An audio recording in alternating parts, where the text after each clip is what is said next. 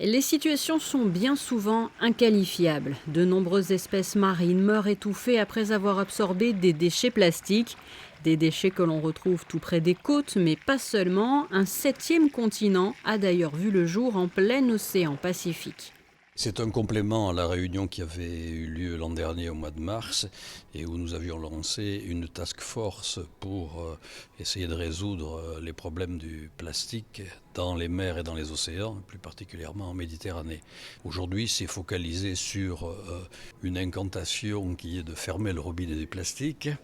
Parce que je crois qu'effectivement, la seule solution pérenne, c'est de trouver des alternatives à l'utilisation du plastique. Ça n'est pas la seule solution, il faut arriver à cela, mais il faut aussi entre-temps, et ce sera évoqué lors de cet atelier, faire en sorte que le plastique qui s'y trouve déjà puisse être éventuellement récupéré, réutilisé, recyclé intelligemment, de façon à diminuer, encore une fois, les charges polluantes de plastique qui sont dans la mer et océan. La Fondation Prince Albert II et l'Union internationale pour la conservation de la nature se mobilisent donc afin de fédérer les initiatives. Lors de ce workshop, différentes personnalités étaient présentes comme Pierre-Yves Cousteau, des représentants de Tara Expédition, de la Fondation Ellen MacArthur, des spécialistes venus de Chypre, d'Afrique du Sud et même de la Plymouth University en Angleterre. Il y a eu un certain nombre de décisions qui sont mises en œuvre dès maintenant en ce qui concerne la suppression des sacs à usage unique dans les activités commerciales.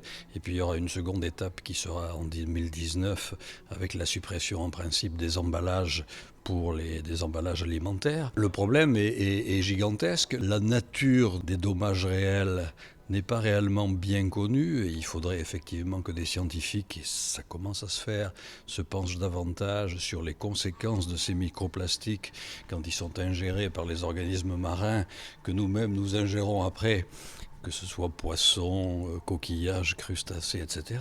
Donc c'est un vrai problème. Il y a des quantités, la Méditerranée n'est pas sans doute dans la pire des situations, mais en Méditerranée orientale, on nous a signalé à plusieurs reprises qu'il y avait de vastes étendues de plastique flottant. Il y a un aspect esthétique qui est secondaire, il y a un aspect pollution qui est évident, et il y a un aspect conséquences à long terme que l'on connaît mal. Donc il faut bien entendu faire en sorte qu'on puisse supprimer ces sources de pollution, qui sont des sources pollution tellurique, puisque ce sont des objets qui viennent de la Terre. Et puis il faut qu'on trouve surtout des solutions alternatives pour remplacer le plastique le plus souvent possible par des matériaux qui soient des matériaux écologiquement plus amicaux, qui puissent se résorber dans le milieu marin de façon beaucoup plus naturelle. Le plastique à l'heure actuelle, vous le savez, la durée moyenne, c'est 4 siècles, 4 siècles et demi. Donc, quand on oublie une bouteille de plastique, voilà, il y en a pour 4 siècles. Des solutions alternatives qui seront d'ailleurs au cœur de la Journée mondiale des océans le 8 juin prochain.